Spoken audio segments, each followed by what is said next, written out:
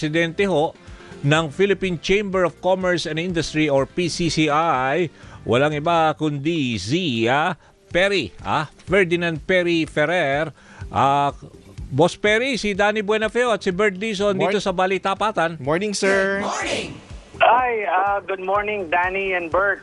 Magandang umaga sa inyo and to all your listeners. Okay, maraming salamat to sa on a Tuesday morning, at least accessible kayo. Anyway, itanong ko lang kasi narinig ko in one of your earlier interviews, binanggit nyo may threat dun sa ating food security dahil parang ang feeling nyo mukhang volatile itong domestic crop yield natin dahil merong brewing fertilizer shortage. Tama ho ba yung itong pangamba na to?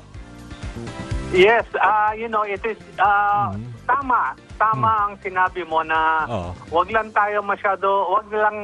ang focus sa fuel. Dapat titignan rin natin ang mga produkto na dumadaan dyan sa Strait of Hormuz, which is the urea na ginagamit natin dito sa pagtatanim dito sa agricultural, which we are an agricultural country.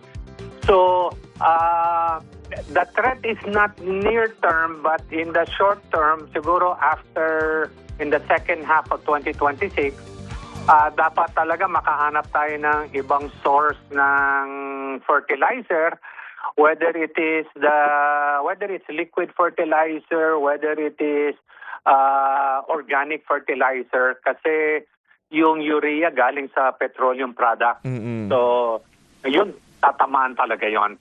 So, dapat talaga tignan rin natin saan tayo makakakuha ng replacement ng source for this fertilizer.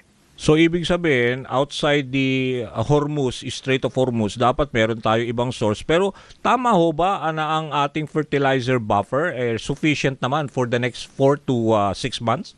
Okay lang? Ganon? Ang fertilizer stock natin is good for the next planting season. Yeah. And which is when? Now, which is starting, I believe, May hanggang tag-ulan na yan. Pero mabilis na lang yun. Ilang buwan na lang yan di ba? Tag-ulan, mga July, August, mag-uulan na yan, di ba? Tama ba, Boss Perry? Tama kayo. Which I believe from the last data that we have, meron tayong fertilizer. Now, ang susunod is, ang pagtatanim naman, hindi lang one time, meron sunod-sunod yan. And we do not know kailan ang katapusan nitong crisis or conflict dito sa Middle East. Oo nga. Kaya dapat meron tayong supply chain,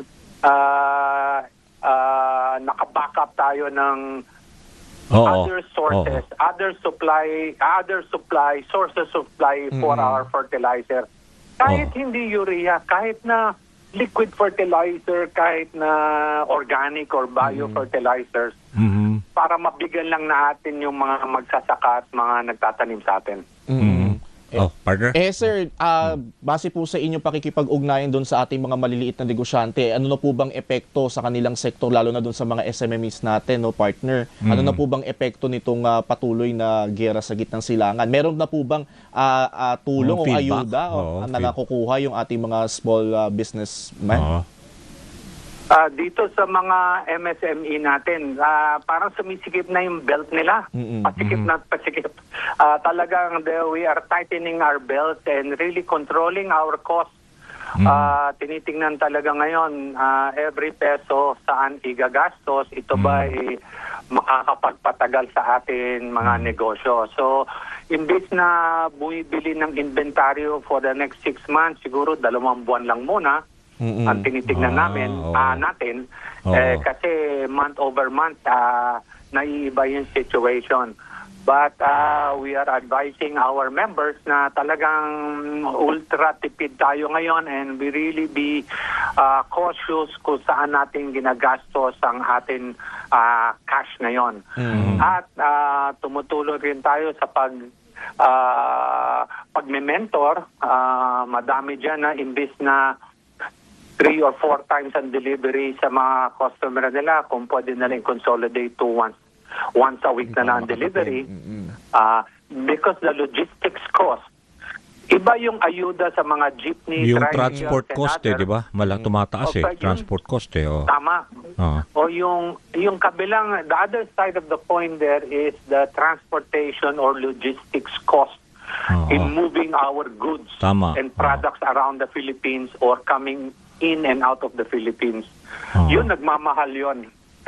Kasi ang ginagamit nun, crudo, Oo, tama. diesel or bunker fuel. Yun, hindi masyado na pag-uusapan pero ang epekto nun, agad. Oo. Nakita na natin yung impact niyan simula nung umakyat agad yung diesel few weeks ago. Yun ang unang tama. And yung ibang transport, logistics ito, yung mga goods and services, nahihirapan na rin ngayon mag-deliver at yung mga kinakarga nilang fuel sa kanilang mga truck, ayun, pinapasa yon sa mga maliliit na mga negosyante or mga businesses. Kaya talagang higpit na ngayon lahat ang paggagastos natin. Siyempre, pag pinasa ho nila yan, di ba, Boss Perry, siyempre, ang effective nun, yung ang end game, yung mga consumers ang magdadala ng yung pagtataas ng presyo. Although, ang Department of Agriculture pala, merong in-establish ngayon, para lang malaman ninyo, merong Food Security Task Force uli, may binabanggit nga yung partner ko, ewan na kung anong level ito. Pero, is this something, siguro, ang feeling kasi namin, para to closely monitor the prices of basic goods? Yun ang doon kami tumutulong sa Philippine Chamber of Commerce and Industry is parang tinitingnan namin na sana naman ngayon sa panahon ng taghirap ngayon ng lalo na sa mga MSME walang magsasamantala sa atin mga kababayan. So tayo tumitingin tayo yung pinapasa yung presyo, yung pag-akyat ng mga presyo ng crudo at transportation, pinapasa yan sa atin. Tama kayo, sa atin mga consumers, pero wag naman exorbitant, di ba? So, madami talaga, lahat tayo gipit.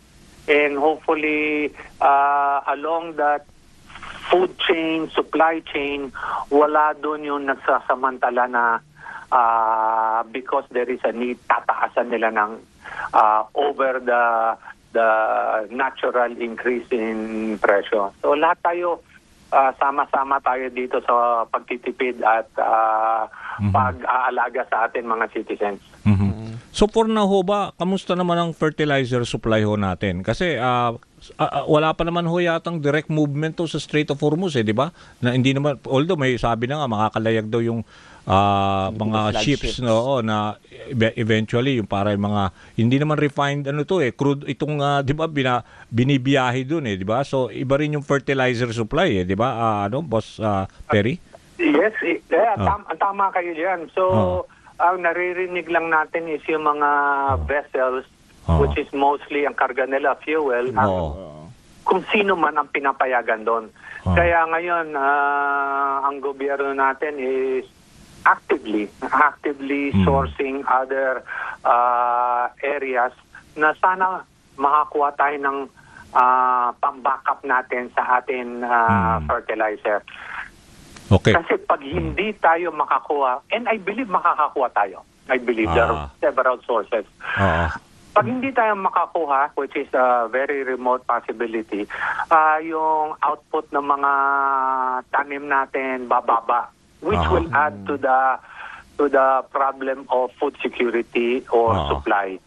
So, ito ho ba, Boss? natin ngayon. Boss Perry, ito bang nararamdaman natin na kakaiba na may heat index ngayon lately? Ito ho ba, may effect ho ito sa mga agricultural crops natin? Lalo na sabi nyo, yung harvesting season na dapat para ma-retain natin yung supply na hindi maging volatile, tama? Yung fertilizer supply? Yes, the key to this, mainit in the past few years, naramdaman na natin umiinit and drier. So the water management is key. So natin dadalhin yung pagdidilig ng mga or using in agriculture. We don't have an abundant supply of water. So using technology, the right amount of pagdidilig or paglalagay ng tubig Oo. sa mga agricultural products is very key ngayon. Oo. Which nasimula na naman ng mga gobyerno natin yan na Oo. not only this year but in the past year. Oo.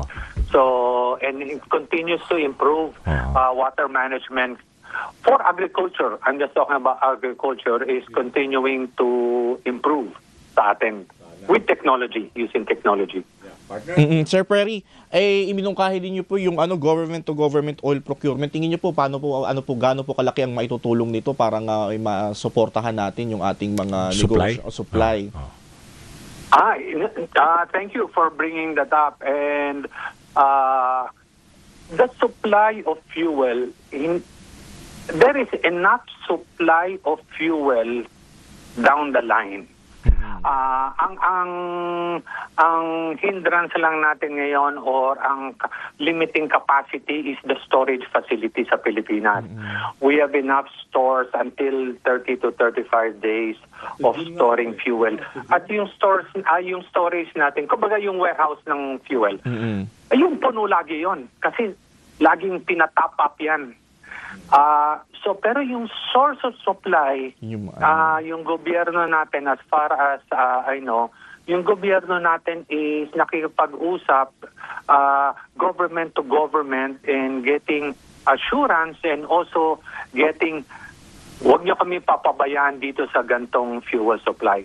So meron ng mga usapan ng gobyerno natin, government to government, is to reassuring continuous supply of our diesel, our gasoline, and our other kerosene fuels. Kaya lang, hindi natin mapapadala lahat ngayon dahil puno na ang storage natin. So limitado din po. Kahit dalhin pa nila dito, wala tayong paglalagyan. Kaya yon na kumbaga nakabang yan. May commitment lang, course, no? Parang commitment kung on date siguro on delivery. Ganon? Di ba? Meron tayong hard procurement or purchase order or contract up to, hindi naman tayo pwede bumili hanggang December kasi hindi natin malalaman ang takbo dyan sa Middle East. Pero meron tayo in the next 2 months, nakakontrata na yan, parating na yan. And after that, pag malapit-lapit na, kukontrata ulit tayo. Kaya yung supply, the actual supply, it's not the problem. Okay. So yun nga. Yung pagbabayad lang, siyempre, we don't know kung saan ang ihip ng hangin ngayon. Tataas o bababa ba yung presyo ng bariles ng fuel. Kaya yun ang mahirap, yun ang crystal ball dyan. Kaya nga marami naman nagsasabi talaga yung supply very stable naman for now. Nakikita ko dami naman nag-o-offer, Russia, pati nga yung Indonesia, meron na nga may mga commitment na. So up to June pa nga kaya no sa supply. Ang problema yung pricing since may oil deregulation tayo tapos ngayon pinayagan na to excise tax. Kayo ba sa PCCI, alam ko kasi maraming economist ang parang feeling nila hindi napapanahon itong excise at saka VAT na alisin kasi nako-compromise daw yung itong mga yung mga programa para sa mga mahihirap, yung mga social programs. Feeling nila dapat daw ayusin muna yung yung support na ayuda para sa mga talagang kasi lalo na daw matatax. 'Di ba may binabanggit pa nga yung wealth tax na gusto ni Maring Winnie Monson. Yun na lang daw mga top pero may problema din daw doon yung database. Hindi daw malino kung sino-sino yung mga itatax mo doon sa more than 1 billion ang kita. Kayo ho dyan sa hanay ng PCCI, syempre alam nyo na ano ang mas better option para tulungan lalo na yung yung kung itatax natin yung mga yung mga mayayaman o yung mas lalong pinahihirapan na mahihirap kung meron itong excise or VAT tax na aalisin. Alam mo, napakahirap yung situation natin ngayon. Talagang it is a test of management. It's a test of our government, public and private sector partnership on how we will get over this crisis. Ang malinaw na malinaw is dapat matulungan natin ang 99.5% of all businesses. Business muna tayo, pag-usapan natin. Okay, sige Because po. the Philippines 99.5% ng 1.2 or 1.3 million na mga negosyante ay MSME. Yun ang talagang hirap na hirap ngayon. Yun ang immediately they feel the pain and they feel the increase. So it's only 0.3 or 0.4% yung sinasabi natin malalaking kumpanya. Napakakonti lang yan. At yan yung sinasabi natin mayayaman. And those have many resources. Rightfully so, and thank you that we have such companies that are really helping generate employment and bring in technology into the country. Thank you. Pero ang mas malaking problema natin is yung 99.5% ng mga negosyante dito na MSMEs. Yun ang dapat natin matulungan. At ang puno at dulo nito is yung fuel. Alam mo, yung fuel, maibabalang natin yung fuel. Lahat makikinabang from mga jeep, tricycle, logistics, transportation. Lahat meron domino effect yan na matatamaan ang buong Pilipinas. Ngayon, makikinabang ba yung mayayaman? Yes. Napakaliit naman nila. In terms of mga tao, napakaliit. Hindi mo sila makinabang. Pero mas ang focus dapat talaga natin is yung majority ng ating kababayan yung na negosyante, ito yung SMSCs. ito yung 99.5% na ngayon hirap na. Nahihirapan na. So, dapat talaga ang tingin natin is, now, kahit saan manggaling yung pera, whether from pocket A, pocket B, pocket C, pocket D, dapat now it's urgent na matulungan natin because without business, without trade, mahihirapan bumangon ang ating bansa. Pag hindi natin matulungan itong 1.2 million businesses. So, yun ang ina-advocate namin sa Philippine Chamber, matulungan. Maganda yung ayuda para sa mga jeep, tricycle, pero yun ang nakakatulong doon, mga workers. And thank you for that. Nakapasok yung mga empleyado natin. Yung iba nga hirap makapasok dahil kulang sa transportation facilities. Pero yung kabilang side nun, yung napag-usapan natin earlier is paano yung logistics, yung mga nagdi-deliver, yung mga nagdi-deliver ng mga small trucks, nagdi-deliver business to business, you know, nagdi-deliver iba-ibang mula sa bread basket natin or vegetable basket natin sa north papunta dito sa Manila. Yung wala natatanggap yun. Okay. Boss Perry, oo. Nako, yun ang dapat lahat. Kaya dapat it's a whole of Society dapat ang approach natin, titignan natin lahat at kung saan ang malaking epekto dito sa ating mga Pilipino na kababayan. For now ho ba, nararamdaman nyo, siguro kayo na rin nag-i-initiate sa hanay ninyo, itong 4-day work week at saka itong mga work from home, is this something na nakakatulong? At saka itong mga carpooling, mga plano ng MMDA, ibig sabihin, siyempre, malaking grupo ninyo at nasa negosyo kayo, siguro you can make a position para dun sa mga members ninyo. Yung sabi nyo, mga small businessmen, they can start from their group na, di ba, itong mga work from home para at least menos gastos din sa mga ordinary na mga manggagawa. Tama doon. And this is the two sides of the work from home. Ngayon, sa mga kumpanya, sa mga opisina, yung work from home, ang malaking tulong dyan sa mga empleyado. Hindi sa kumpanya. Ang work from home, makakatulong tayo sa mga namamasahe at mga empleyadong sumasakay ng public transportation or mga kotse nila dahil makakabawa sila ng 20% ngayon ng kanilang gastos. Which malaki yan. 20% of their weekly gastos to go to work back and forth. Malaking bagay yon ngayon in this day and age. Pero sa mga kumpanya, pag meron kang isang department, whether it's accounting, HR, or engineering, pag hindi mo pina-work from home lahat, bubuksan mo pa rin ang mga aircon. Diba? Whether the office is half full or half empty, 1/3, 1/4, 2/3, you still have to turn on the lights and the aircon. May konsumo pa rin. So merong gagastusin pa rin. Although, ngayon, ang mga kumpanya, which madami na nag-i-institute, imbis na, for example, sa aircon, imbis na 22 degrees, nakaakyat na yan sa 24, 25 degrees. Imbis na bukas lahat ang ilaw, meron selective switching ng ginagawa. Okay. Ang madami nagpalit, yung pwede mo patayin yung isang area na walang tao, pwede mo patayin yung ilaw.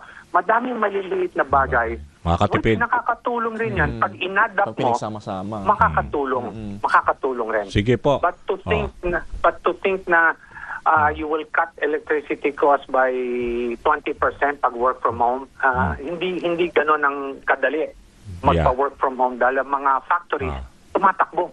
Sige po. Oo. Sir Ferry. Boss Perry, medyo kapos na ho tayo sa oras, pero maraming salamat sa mga insights ninyo. Thank you. Thank you, Sir Ferry. Rin. Thank you for giving a chance for the Philippine Chamber salamat to po. answer your questions. Okay, Thank sige you. po. Yan ho, si Ferdinand Perry Ferrer, President of Philippine Chamber of Commerce and Industry. Tatanong lang tayo, partner, dito sa isa pang guest natin. Papasukan na natin agad. Oo, isang economist naman siya, University of Asia and the Pacific. At professor, ito ay si Professor Ronilo Balbiran. Good morning, Prof. Si Danny Buenafeo at si Bert Dizon sa programang Bali Tapatan. Good morning po, Sir Danny. Prof, unang-una Prof, ano po ang nito? Ano po ang epekto nitong 4.1% na inflation po sa ating mga pangunahing bilihin at mga serbisyo? Unang-una po to, parang pinapatunayan lang po to yung matagal na nating alam buong buwan ng Marso na medyo talagang nagigipit po tayong lahat dahil sa mas mahal na presyo ng mga bilihin, especially sa pagkain and then of course do sa transport as already reported by the Philippine Statistics Authority. No? So talagang nandito na talaga. So ito na yung formal na number na talagang medyo mahihirapan tayo for the rest of the year. Sir, meron na po ba kayong datos dyan kung ano yung mga salik o yung mga pangunahing factors kung bakit tumaas ng ganito? 4.1 kasi last February, partner, 2.4%. Laki na yung tinaas. Ang laki ng tinalon. Kasi ang talagang para sa ng ating mga manonood, no, sa ang binabantayan talaga ng gobyerno, especially ng Bangko Sentral ng Pilipinas, is between 2 to 4%. Yun yung tinatawag na healthy inflation. Kumbaga, yung mga consumers, saka yung mga negosyante, pwede makapag-adjust between 2 to 4%. Ngayon na medyo na-breach mo yung 4%, medyo nakakaba na yan kasi may tinatawag na runaway inflation kapag hindi mo na ngayon mahawakan yung pagkontrol ng inflation para maibaba mo sa 2 to 4%. So ngayon ang pinakamalaki, alam naman natin lahat kung anong pinakamalaking naging dahilan ng pagtaas ng presyo, yung mahigit kalahati nung pagtaas nitong inflation natin ay presyo ng langis, no, yung gasolina, yung diesel. Tapos may implication yan doon sa ating mga pamasahe later on. And pagkain, then presyo ng pagkain. Pati yung pagkain. May domino effect na. Nung dati, nung nagtitipid tayo sa pagkain, kumakain tayo sa restaurant. No? Yung pinakita ng 2023 tsaka 2024. Mga anak, wag mo tayo masyadong kumain ng masyadong madami. Mahal ang presyo ng gulay, etc. Ngayon. Pero hindi natin tinipid yung ating paglabas actually nung 2023 tsaka 2024, 2025. Pero ngayon, pati yung mga nakita doon, isa sa mga pangunahing nagtaas ng mga presyo, yung mga restaurant, cafe, etc. No? So, yung kinakain natin sa loob, tsaka yung kinakain natin sa labas, iniinom natin sa loob, iniinom natin sa labas, parehas na pong tumaas. Kasi yun nga, lahat yung pundasyon ng lahat ng yan, gumagamit po tayo kasi lahat ng gasolina, pati yung mga negosyanteng nagdadala ng mga pagkain, gumagamit din ng gasolina. Kaya po, taas po lahat ng presyo ng bilihin. Pero Prof, from a economic standpoint, no, dahil economist naman kayo, pag ganito ho bang tumataas, let's say ang inflation rate ay 4.1%, may malaking epekto to para sumadsad uli pa further ang peso natin against the dollar? From a economic perspective. Well, ang dollar po kasi hindi yan katulad ng inflation na kapag tumataas talagang matataranta ka, no? So, ang binabantayan mo sa dolyar is yung bilis, Yung purchasing yung power. sobrang bilis ng pagtaas ng dolyar. Hindi katulad ng inflation, whether tumataas o tumataas ng mabilis, tumataas ng bahagya. Kapag tumataas siya ng 4%, matataranta na tayong lahat. Sa exchange rate naman, may mga sektor kasi ng lipunan natin na medyo mas paborable kapag tumataas ang Ganun exchange ba? rate. Oo. O kung nasa export, halimbawa, ka? kung Ganun. ikaw ay Sector. ang ninong, nanay, tatay mo OFW, tapos hindi Yun. ka naman masyado nagko-commute, edi, tapos nag-work from home ka, edi paborable sa iyo yun. Kasi yung Malaki yung value ng dating, dollar. Malaki yung value. 55 pesos o Oo. 62, 65, okay sa iyo yun. No? So may mga nakikinabang sa medyo mas mataas na exchange rate, may nalulugi kapag may mataas na exchange rate. Hindi ka tayo ng inflation, lahat tayo medyo Damay-damay talo. lahat. Damay tayo lahat sa inflation, hindi katulad ng Ramdam exchange siya. rate. I see. O partner, meron ka pa. Prof, tingin nyo, ano kaya ang pwedeng gawing intervention ng government para Oo. makontrol kahit papano, makontrol Tama ng ba yung mga kaunti? ginagawa Oo. ngayon? Yung tulad yung excise tax, pinirmahan Kakansela, na, oo. tulo, or ano pa, dapat ba yung VAT? Or Tanggalin din? marami ang ano dyan, Oo. hati eh. Oh. Kung akong tatanungin, so of course, medyo magagalit yung kapwa nating ekonomista, no? So, kasi ayaw nung mga iba nating mga kaibigang ekonomista na tanggalin muna yung excise tax saka yung VAT. No? So, kasi baka malugi yung gobyerno at hindi walang mga perang makuha para makapagbigay ng mga ayuda. No? So, ako naman, ang tingin ko dyan, sa ordinaryong analysis, pero extraordinary yung ginagawa natin ngayon kasi dumating itong pagtaas ng presyo ng langis sa gitna ng krisis natin sa infrastruktura. So, ibig sabihin, yung krisis natin sa infrastruktura nagdulot ng hindi natin paggastos sa infrastruktura. So, kaya nadidelay kung mapapansin nyo, yung ekonomiya natin, yung Pasko natin last year, medyo malamig kasi nga hindi tayo gumagastos sa infrastruktura. So, hindi magandang magsabay yung hindi magastos ng ating gobyerno, yung pera para sa infrastruktura, tapos hindi tayo nagkakaroon ng maraming mga trabaho, especially sa mga 4.7 million na construction workers. Wala ka nang pera, tumataas pa ang presyo ng bilihin, no? Ano po 'yun? Ang magkakambal na problema po 'yun. No? So in short, dahil medyo nahihirapan pang gumastos uli ng ating gobyerno sa infrastruktura, ibig sabihin, may pera pa sila. Medyo siguro 1 buwan o hanggang 2 buwan na pindihin mo muna yung excise tax sa VAT. Total may pera pa naman ng gobyerno para medyo maibsan naman yung ating mga binabayaran in terms of yung sa langis, sa pagkain, etc. Anyway, makukolekta mo naman din agad yan later on pag ibinalik mo. Dapat lang hindi ka na babalik sa Kongreso para ibalik mo yon. Which is, I think, yun yung essence temporary lang. ng batas. Temporary lang kasi wala namang may kasalanan nito. And yun nga ang dahilan, ba't may gobyerno? Para dito sa mga extraordinary times na yun. Sige po, Prof. Ako, kinapos na ho tayo at ang bilis ng oras. Maraming salamat po sa mga ibinahagi ninyo sa amin dito sa programa po. Thank you, Prof. Maraming salamat po, Sir Dan. Okay, yan ho si Professor Ronilo Balbiran, siya ho economist ng University of Asia and the Pacific. Nako, partner, basahin lang natin. Meron pala tayong mga